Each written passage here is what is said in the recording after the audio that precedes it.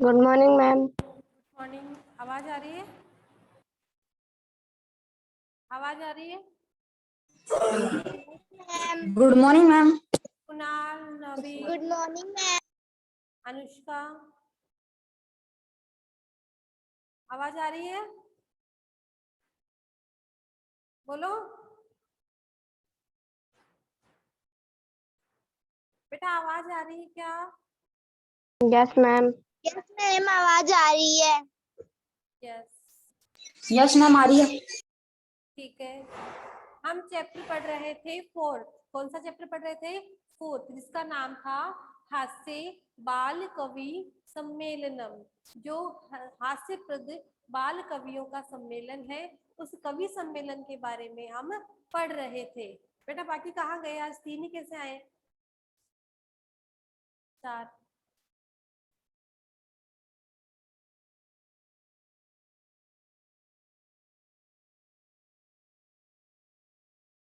देखो, हमने कहाँ तक पढ़ लिया था? ये जो कवि है वो अपने अपने काव्य सुनाते हैं, ठीक है ना। जो वेद्य है वो सुनाता है, फिर कालांतक सुनाता है, गजाधर सुनाता है। एक बार उनको वापस से फिर से देख लेते हैं। देखो, विविध वेशभूषा धारिण है चत्वारः बाल कवयः मंचस्य उपरि उपविष्टाः। विविध वेश को धारण किए हुए जो चार बाल कवि है वो मंच के ऊपर बैठे हैं। अधः नीचे श्रोतारः हास्य कविता श्रवणाय। नीचे श्रोतागण हास्य कविता श्रवणाय, हास्यप्रद कविता सुनने के लिए उत्सुकाः उत्सुक संति हैं। कोलाहलम च कुर्वन्ति, और आवाज कर रहे हैं, कोलाहल कर रहे हैं। कोलाहल का मतलब पता है ना? Yes ma'am. है ना। कोलाहल का मतलब आवाज करते हैं, बातें करते हैं आपस में। जब तक, जैसे हमारे ऐसे भी होता है, कोई प्रोग्राम शुरू होने वाला होता है, नीचे स्टेज के नीचे बच्चे बैठे हुए होते हैं, तो जब तक प्रोग्राम स्टार्ट नहीं होता है तो नीचे बच्चे आपस में बातें करते रहते हैं ना, उसको कहते हैं कोलाहल। तो वो नीचे जब तक कविताएं शुरू नहीं हो रही थी तो वो नीचे बैठे थे और कोलाहल कर रहे थे। फिर जो संचालक है, जो एंकरिंग करने वाला है, संचालन करने वाला है, वो कहता है अलम कोलाहलेन, आवाज मत करो। अद्य परम हर्षस्य अवसर है, आज अत्यधिक हर्ष का अवसर है, खुशी का अवसर है। यत कि अस्मिन सम्मेलने, इस सम्मेलन में काव्य हंतार है, काव्यों का हनन करने वाले, मतलब हंसी मजाक की है तो उसमें काव्य का हनन होगा। तो काव्य हंतार है, काव्य का हनन करने वाले, कालयापकाश्च, और समय व्यतीत करने वाले, भारत से, भारत के, कवि हास्य कवि धुरंधर, हास्य कवि धुरंधर, हास्य कविता को बनाने में निपुण जो कवि है, समागता, आ गए हैं। समागता संति, आ गए हैं। एही आओ। करतल ध्वनि ना, क्या बताया था मैंने करतल ध्वनि का? तालियों से। तालियों की आवाज से, ध्वनि मतलब आवाज, तालियों की आवाज से, वयम हम, एतेषाम इनका, स्वागतम कुर्मः स्वागत करें। आओ तालियों की गड़गड़ाहट से या तालियों की आवाज से हम इनका स्वागत करें। फिर गजाधर, उनमें से एक जो बाल कवि होता है उसका नाम होता है गजाधर।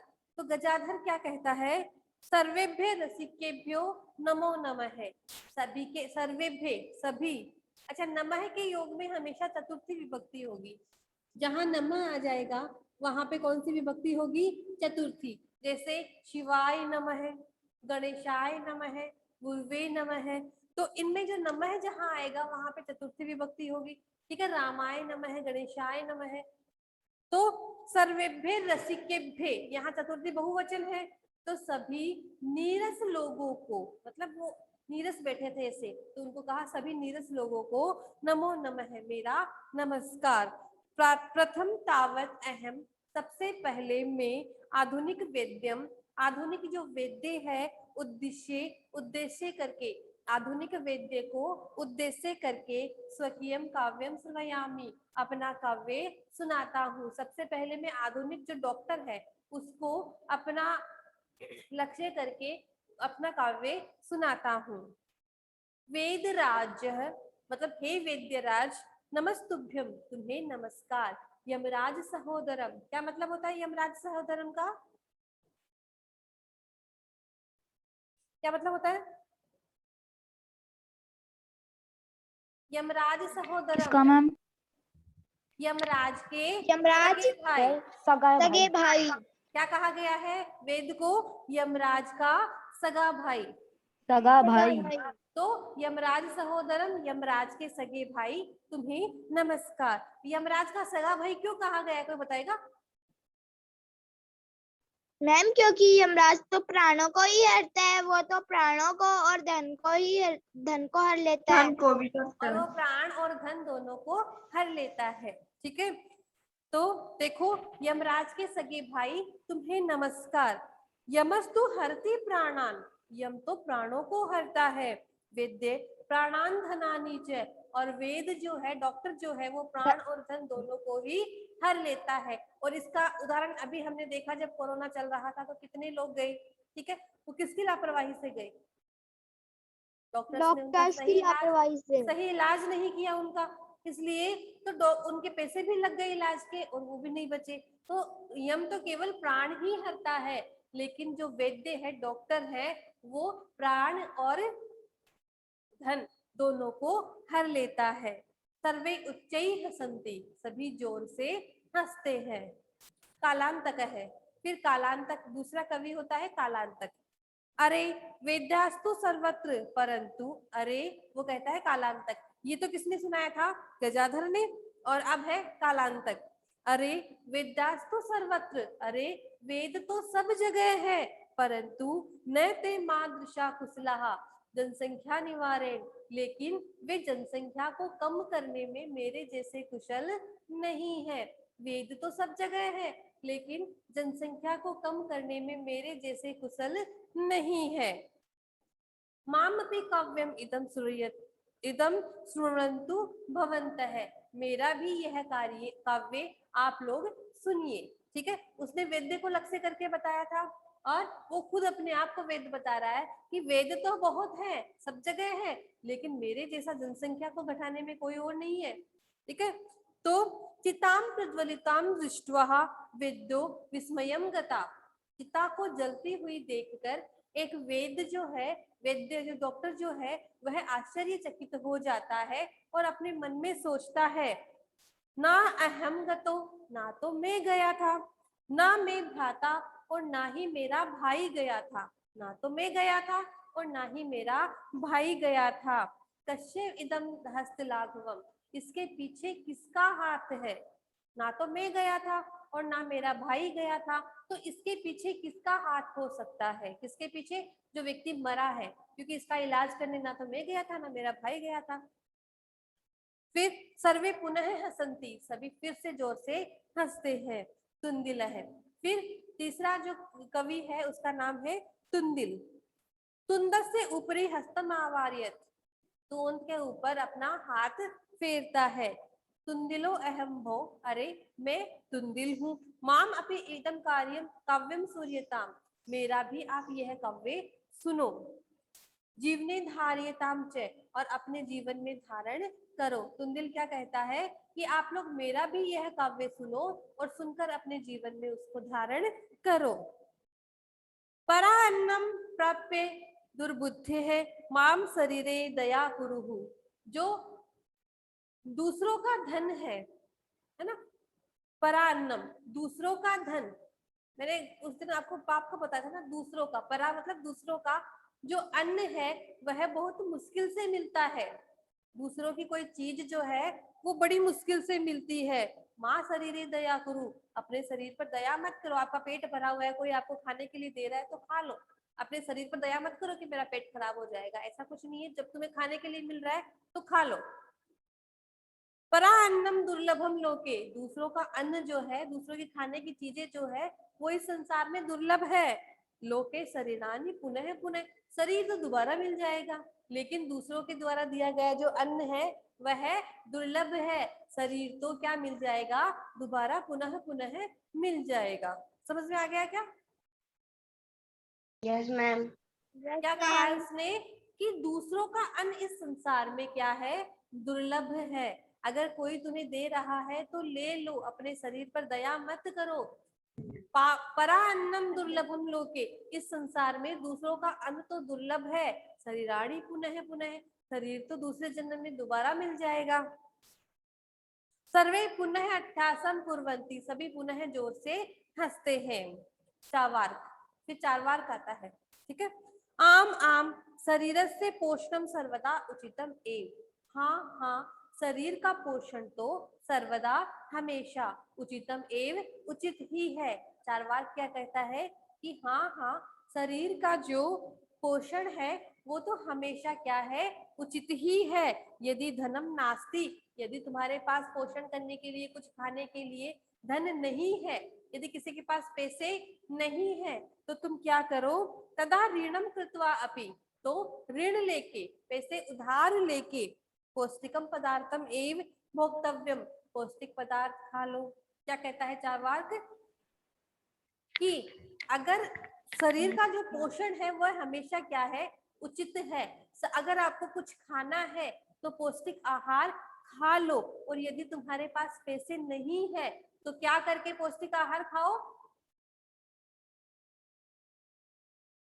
ऋण लेके, ऋण लेके, पैसे उधार लेके तुम पौष्टिक आहार खाओ। श्लोक हेलो एवरीवन करने से आपको चैप्टर समझ में नहीं आएगा, सुन गया ना, पढ़ लो। तथा कथयति चार्वाक कवि, इस प्रकार चार्वाक कवि अपने श्लोक के माध्यम से क्या कहता है, यावत जीवेत सुखम जीवेत, यावत जब तक, जीवेत जीवो, सुखम जीवेत सुख से जियो, जब तक जियो सुख से जीवो, ऋणम गृहीत्वा धृतम पिबेत, ऋण लेकर क्या पियो, घी पियो। धृत का मतलब क्या होता है, घी। ऋण लेकर ही आप क्या पियो, घी पियो। घी, क्या हुआ,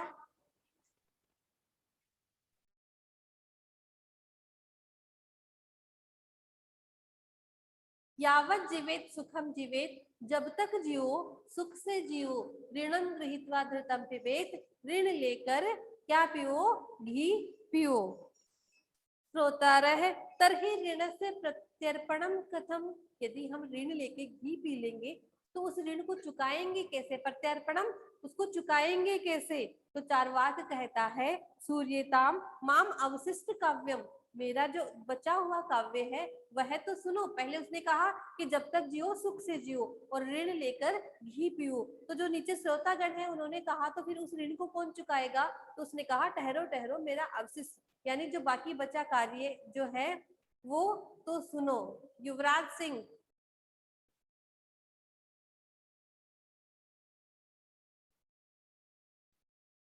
यहाँ आपको चैट ही करनी है क्या, हाँ पर्सनल करो अपनी, अगर आपको उससे बात ही करनी है तो ठीक है ना, यहाँ आप करोगे तो सब डिस्टर्ब होंगे। तर सूर्यताम माम अवशिष्ट काव्यम, मेरा जो अवशिष्ट काव्य है उसको सुनो। धृतम पित्वा श्रमम कृत्वा, घी पियोगे तो आप में ताकत आएगी, फिर परिश्रमम कृत्वा, श्रम करके, परिश्रम करके क्या करो आप, ऋणम प्रत्यार्पणम भवेत, ऋण का प्रत्यार्पण हो जाएगा। यदि आप घी पियोगे तो आप में ताकत आएगी, ताकत आएगी तो आप परिश्रम करोगे, फिर अपना ऋण चुका देना। काव्य पाठ श्रवणेन उत्प्रेरक है, सभी काव्य सुना रहे थे चारों ने अपना अपना, पहला था गजादर, दूसरा कालांतक, तीसरा तुंदिल, चौथा चार्वाक, तो सब अपना अपना काव्य सुना रहे थे। तो एक काव्य श्रवणेन उत्प्रेरित है, काव्य का जो सुनकर, काव्य को सुनकर उससे उत्प्रेरित होकर, उससे प्रेरित होकर एक बाल कवि अपि, एक बाल कवि भी आशु कविताम रचयति, आशु कविता क्या होती है,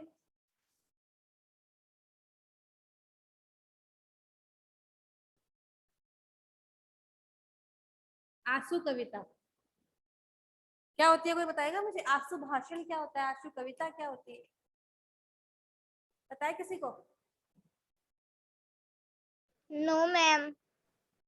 आशु कविता या आशु भाषण वह होता है जो अचानक उत्पन्न, अचानक हम निर्मित करते हैं, कई बार ये प्रतियोगिता भी होती है जहाँ पे क्या दिया जाता है, अचानक उसको कोई टॉपिक दिया जाता है, उस पर उसको बोलना होता है। जैसे स्टेज पे आएगा कोई बच्चा, उसको कहा जाएगा कि आप पर्यावरण प्रदूषण पे बोलो, तो उसी समय उसको टॉपिक दिया जाएगा, फिर उसको बोलना होगा। उसे क्या कहते हैं, आशु भाषण, या आशु जो कविता बोलेगा उसको कहते हैं आशु कविता।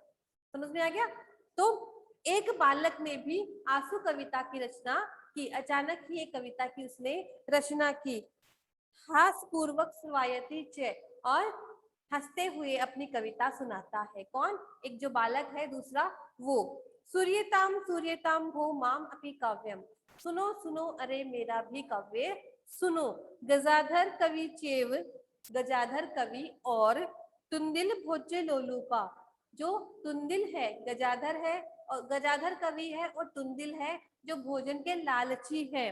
कालांतक तथा वेद्यम चावार्कम, कालांतक और वेद चारवार्क च नमाम्य हम, इनको मैं नमन करता हूँ। क्या कहा उसने कि गजाधर कवि तुंदिल लोलूपा, भोजन के लालची गजाधर और तुंदिल को, तथा कालांतक वेद्य और चारवार्क को मेरा नमस्कार। नमाम्य हम, मैं नमस्कार करता हूँ। काव्य स्वायित्वा हा हा इति कृत्वा हसति, और काव्य सुनाकर हा हा ऐसा करके वो हंसने लग जाता है। अन्य अपि चा अपि हसंती, और अन्य लोग भी हंसते हैं। सर्वे गृहम गच्छति, सभी घर घर चले जाते हैं। यह हो गया आपका चैप्टर पूरा। अच्छा, वर्ड मीनिंग जो मैंने Yes, आपको ma'am. सेंड करे थी वो नहीं दिख रही थी क्या, सही आपको? हाँ नो मैम। ठीक है, आज दोबारा भेज दूंगी। कुछ क्वेश्चन आंसर हम कर लेते हैं इसके।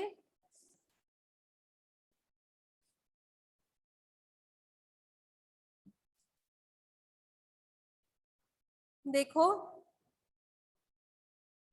सबसे पहले आपको अर्थ बताना है। ऊपरी का मतलब क्या होता है? ऊपरी, ऊपर। ऊपर, ऊपर। अधः, अधः नीचे। नीचे। उच्चई, नीचे, ऊंचे। जोर से। उच्चई जोर से। निच्चई, जोर से, नीचे। उच्चई का जोर से होगा तो निच्चई का क्या होगा, धीरे। ठीक है। बही का, हम क्या, बही, नहीं, बही का मतलब होता है बाहर। ठीक है। अलम का मतलब होता है मत करो। कदापि, कभी भी। अंतः, अंदर। पुनः, दोबारा। कुत्र, कहाँ। कदा, कब। एकदा, एक बार। एकदा का मतलब क्या होता है, एक बार।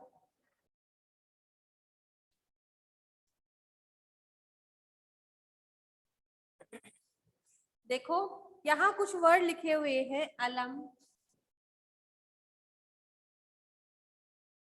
अंतः, अलम लिखा हुआ है, अंतः लिखा हुआ है, बही,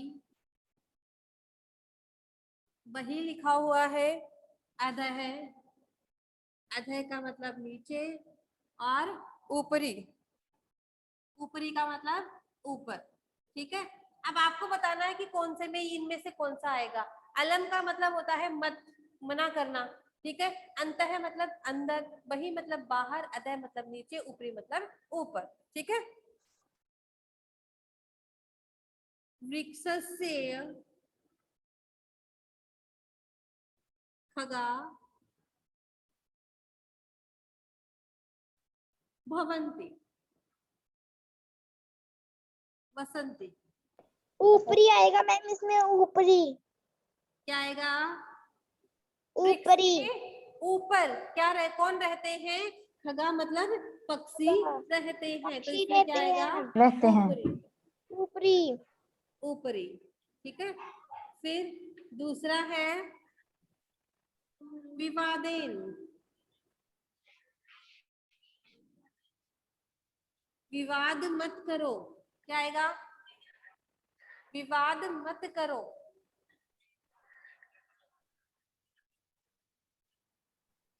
अभी बताया था मना करने के अर्थ में कौन सा आएगा इनमें से, अलम। अलम। अलम। क्या आएगा, अलम, अलम अलम। विवाद। विवाद मत करो, अलम विवादेन, ठीक है। फिर है वर्षा काले गृहात्, वर्षा काले गृहात् गच्छ, माँ गच्छ, मत जाओ, कहाँ? वही, बही वर्षा काल के समय, बारिश के ऊपर। समय घर से बाहर मत जाओ, बही आएगा जाएगा मत जाओ। वही, जाएगा वही। फिर फोर्थ है वही मंच से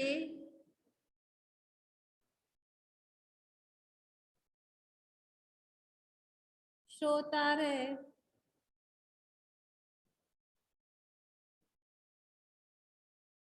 उपविष्टाः सन्ति,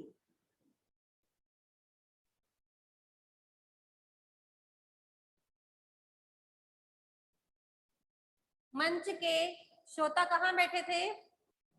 अधः नीचे अधः नीचे, मंच के अधः नीचे कौन बैठे थे? नीचे। श्रोता बैठे थे। मंच से अधः श्रोता छात्रा, छात्राः मतलब छात्र जो है, विद्यालय से, छात्राः विद्यालय से प्रविशन्ति,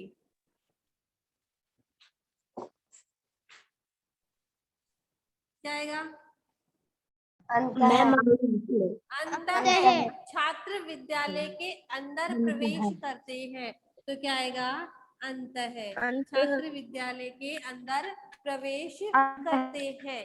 बोलो, समझ में आ गया? ये अलम का मतलब क्या बताया मैंने करते आपको? हैं। अलम का मतलब क्या बताया?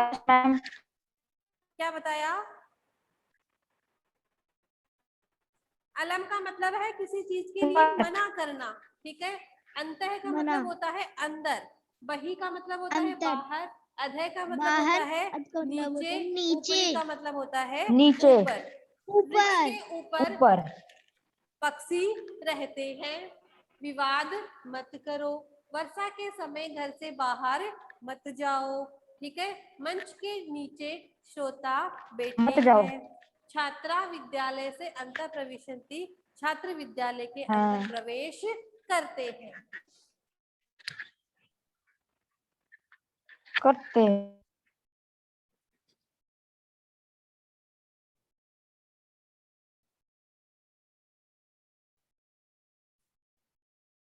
इसके बाद है अशुद्ध पदम चुनना है। इनमें से अशुद्ध पद कौन सा है जो इनसे मेल नहीं खाता है? ठीक है, पहला है गमंती,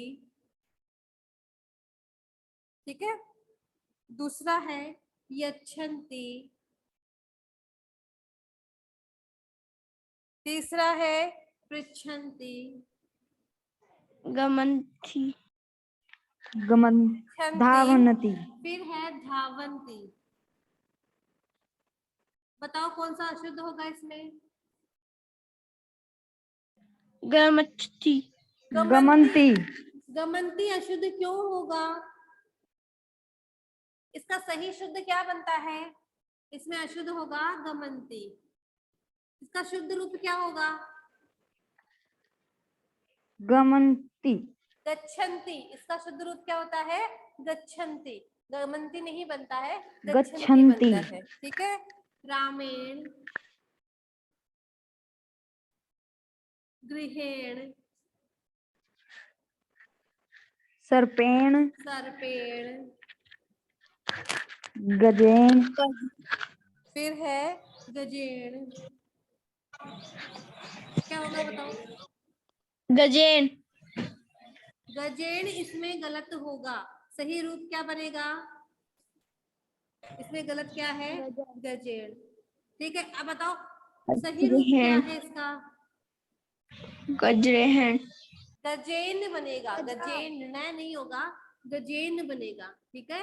रामेण गृहेण सर्पेण, ये तो रणय आ जाएगा, लेकिन गजेन जैसे बालकेन बनता है, बालकेन नहीं बनता, उसी प्रकार गजेन बनेगा, गजेन नहीं बनेगा, ठीक है। फिर है लतया, लता के द्वारा, मातया, मात्या, माता के द्वारा, माता के द्वारा, रमया, रमया, रमा के द्वारा, और निशिया। निशिया, बताओ इसमें अलग क्या है? निशया, अलग क्या है इसमें? मात्या, मातया, इसमें अलग है मातया। उसका शुद्ध रूप क्या बनता है? इसका शुद्ध रूप बनता है मात्रा। क्या बनता है? मात्रा। इसका शुद्ध मात्रा, रूप बनता है गजेन। क्या बनता है? गजेन। इसका शुद्ध रूप बनता है गच्छन्ति। क्या बनता है? गच्छन्ति। ठीक है, आगे देखो। लते, रमे, माते, प्रिय। प्रिय, अलग क्या है? मैम अलग क्या है इसमें? अशुद्ध है प्रिय। प्रिय शब्द पुल्लिंग में बनता है, स्त्रीलिंग में नहीं होता है ना। प्रिय जो शब्द है वो पुल्लिंग का होता है। ठीक है, फिर है लिखती। दिख रहा है क्या? लिखती मतलब लिखता है। ठीक है, गर्जती मतलब गर्जना करता है, गरजता है। फिर है फलती मतलब आगे बढ़ता है, फलता है। ठीक है, इसके बाद है सेवती, सेवती। सेवती, सेवती इसमें गलत होगा। क्यों होगा? Yes ma'am. सेवती गलत और है तो सब लोग दिया कर क्योंकि रहे हैं मैम। इसका बनता है सेवेती। ठीक है, ऐसे बनता है, इसके रूप ऐसे चलते हैं। ये समझ में आ गया? Yes ma'am,